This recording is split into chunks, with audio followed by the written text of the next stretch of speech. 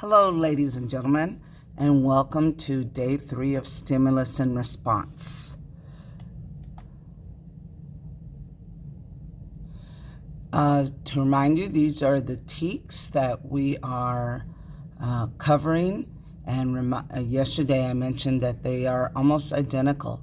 It's about organisms responding to stimulus, except this one has to do with the external stimulus, things coming from the outside, and B is about internal stimulus. And I added a note here. It says both of these teaks have to do with an organism's need to keep the body in homeostasis, meaning in balance. So the question is, have you ever seen a plant that looks like this? And this is more during the summer, not right now with the freeze that everything got killed, but during the summer you'll find lots of plants like these. And what's happening is called wilting. Those leaves and stems have wilted. So why do plants do this? Why do they wilt like that? Well, it has to do with turgor pressure. Okay, so turgor pressure, or the lack of it. So they wilted because they don't have turgor pressure. So let me remind you what that means. So this is what a vacuole will look like if it's empty. This is the cell wall, the cytoplasm, and this big blue thing here is the cytoplasm. In fact, it is so empty that the cell has started to kind of cave in. You can see the cell membrane and stuff is all kind of gathering here. So it says the vacuole is empty and the soft, and the plant stems and leaves become soft and wilted. So when each of the cells becomes empty like this and they become soft and kind of collapse, so does eventually the entire plant. But if you catch it in time and you water your plant, well, first let's look at a video that shows that happening. So as the vacuoles are becoming empty and collapsing, so do the leaves. And then so do the stems. And eventually you get cell death, and that's where you see the browning of the leaves there.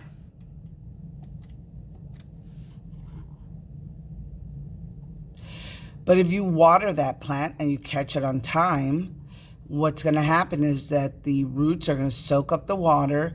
It's going to go to each of the cells and fill the vacuoles up with water. This water balloon is going to become big and fat and hard and tight, and so does the whole cell. And the word where it says turgor pressure is because now this is so big, it pushes up against the cell wall, and you can see how it's kind of bulging out. So when each cell is full of water, their vacuole is full of water, it gets fat and tight and hard. And that gives the plant the ability then to stand up.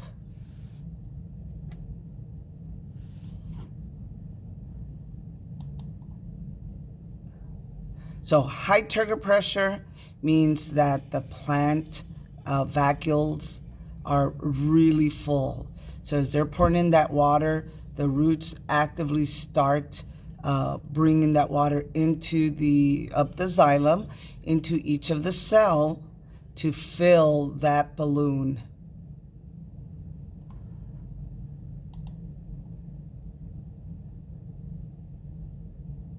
So this is time lapse, meaning they probably took picture like every minute and then compiled it together.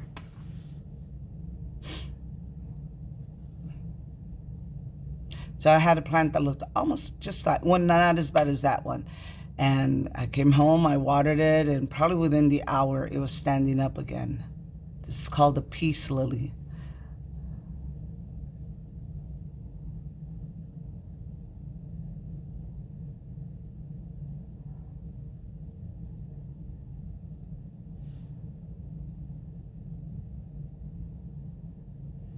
So when you see a plant standing upright, that means Lifesaver.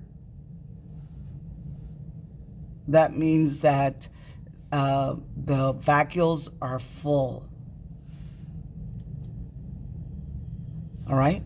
So again, when the vacuoles are full of water, they're hard and tight, then the plant is able to stand up upright. When the vacuoles are empty, they haven't had any water, maybe in a long time, the cells are going to become soft and kind of crush into itself, and the plant is going to reflect that. Okay, so wilting is a response to a stimulus that's occurring internally. And the stimulus is the vacuoles are empty. Okay, the plant is dry. So the plant is going to wilt. So the stimulus is the vacuoles are empty. The response is the plant is going to wilt. Alrighty, so these are the notes that you should have in your interactive notebook. These are some other notes that we've had as well. And it's a lot of drawing, but you don't have to get as detailed as I did, or, you know, I use pictures, clip art, but at least in these cell pictures include, of course, the vacuole is the important part here. Alrighty, so that's the end of our notes for today. And you have an assignment. Please do not leave Schoology until you complete the Seed Lab B assignment. I will be following along to make sure that is happening. And as a reminder, all missing work is due by Friday. Go to Schoology and it will clearly tell you whether you are missing any work or not. All right, guys, have a great day.